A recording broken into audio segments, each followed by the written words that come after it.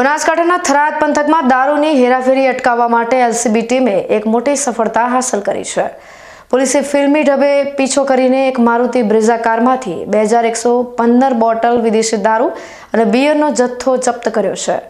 પોલીસને રામપુરા ગામ નજીક ખાનગી બાતમી મળી હતી કે રાજસ્થાનથી ગુજરાતમાં મોટા પાયે દારૂનો જથ્થો ઘુસાડવામાં આવી રહ્યો છે। આ બાતમીના આધારે એલસીબીના અશોકભાઈ રાઠોડ, અમૃતસિંહ રાજપૂત, વિક્રમભાઈ નાઈ, દશરથભાઈ પટેલ અને અન્ય સ્ટાફના સભ્યોએ તાત્કાલિક નાકાબંધી કરી હતી। પોલીસે એક સફેદ કલરની GJ18 BJ 1349ની બ્રેઝા કારને રાણેસરી ગામ તરફથી થરાદ તરફ આવતા જોઈ અને તેને રોકવાનો પ્રયાસ કર્યો હતો।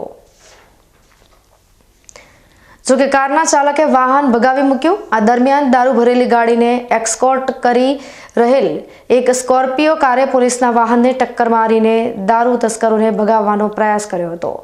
જોકે પોલીસની સતર્કતાને કારણે બંને વાહનોના ચાલકો વાહન છોડીને ભાગી છૂટ્યા હતા।